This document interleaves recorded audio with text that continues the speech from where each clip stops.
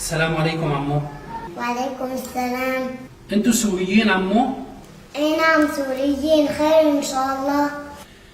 حبيبي نحن جمعية خيرية للسوريين، عم نعمل كشف على بيوت السوريين بنشوف شلون وضعهم شلون احوالهم، اذا لازمهم شيء، بقى حابين نكشف على وضعكم ونشوف اذا لازمكم شيء نسجلكم عنا بالجمعية.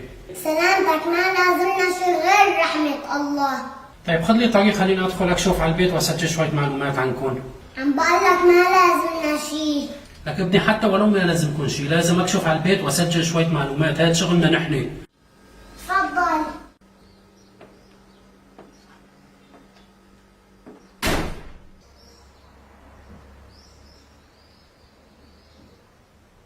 تفضل.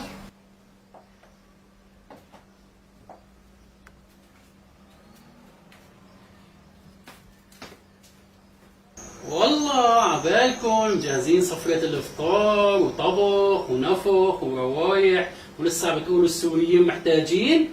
ومين قال لك السوريين محتاجين؟ ومين طلب منك تفتر على بيوت السوريين؟ من قبل ما تدخل عم بقولك ما لازمنا شيء. ولو ما لازمكم شيء، نحن جمعية خيرية مخصصة لأمور السوريين هلا وبعدين، فهمت؟ روح بعت لي حدا أكبر منك خليني أتفاهم معه وأشوف شغلي، يلا. أنا أكبر شيء هون من باب الله، تفضل احكي. شلون يعني أنت أكبر شيء هون؟ مثل ما سمعت عندك شيء بدك تحكيه، تفضل عم بسمعك. ليش وين أهلك؟ هدول أهلي. ومين هدول؟ أخواتي. يا خيي يا خيي دخلك يا خيي. طيب أبوك وينه؟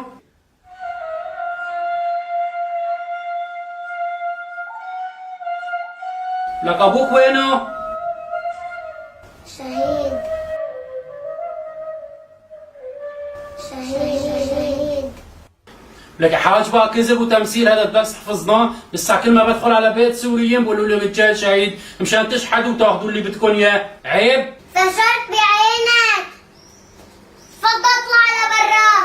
عم طلعني؟ اي عم بقلعك، لاني انتو صرتوا تشحدوا على اسم السوريين، وهذا الواقع في كل بيت سوري في شهيد. نحن السوريين ما لنا بحاجة لا لجمعيتكم ولا لخيراتكم، طالما خير الله موجود. الجمعيات النظامية والشريفة بيدخلوا بأدب واحترام، مو مثل انتو وجمعيتك. اما انتو جمعية بالاسم بس. يا ولد احترم حالك وعرف شو عم تحكي، فهمت؟ لما بتكون محترم باسلوبك كلامك بحترمك. اذا مفكر حالك جاي لعنا عشان تتصور سيلفي معنا انه انتو عم تساعدونا وتساعدوا السوريين وتنشروها على المواقع التواصل الاجتماعي، بتكون غلطان وجاي على عنوان الغلط. لانه نحن السوريين الفقير فينا بطعمك وبشبعك الك ولجمعيتك، بتعبه وعرق جبينه اكتر من اللي رح تعطوه اياه. وهي شهادة المغرب.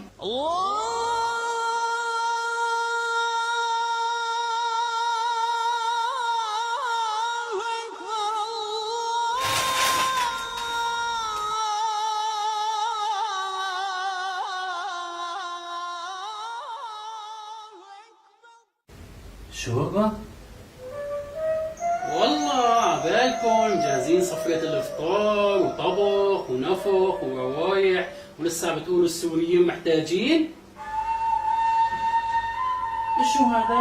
مثل ما لك شايف سفرة الفطور، صايمين بدنا نفطر قد المغرب. هذا فطوركم؟ ايه هذا فطورنا، ايش بو نعمة ولا مو نعمة؟ الله سبحانه وتعالى قال في القرآن الكريم: ولا تسألن يومئذ عن النعيم. بس مو هيك ابني، سألتك لازمكم شيء انتو بحاجة قلت لي لا. والله برجع بقول لك لا، حتى ولو كنا بحاجة بعمرنا ما طلبنا شيء من حدا ولا نطلب، بس هذا اللي الله كتب لنا اياه. حتى ذكرنا بالقرآن وقال: بسم الله الرحمن الرحيم، يحسبهم الجاهل أغنياء من التعفف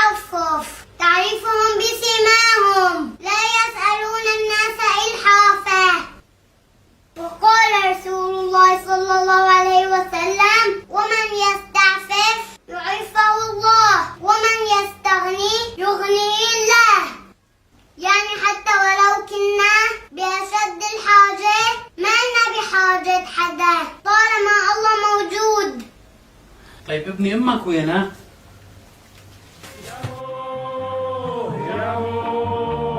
يا ست الحناين يا مو، شو ما عملت يا مو ما بكافيكي، وربي وحده القادر يكافيكي، ارضي علي من قلبك وسامحيني. امك وينها؟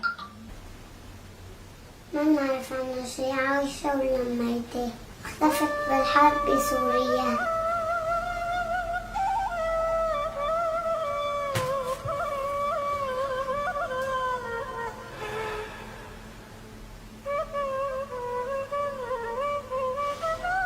والله عبالكم جاهزين صفية الافطار وطبخ ونفخ وروايح ولسه بتقولوا السوريين محتاجين؟ وانت واخواتك عايشين هون لحالكم؟ الحمد لله. أنا بشتغل ويلي الله بيعطيني إياه بقدمه لأخواتي، والحمد لله الدنيا ما خبت، في ولاد حلال كتار. لك يسلم البطن اللي حملك يا ابن سوريا، يا شهم سوريا انت.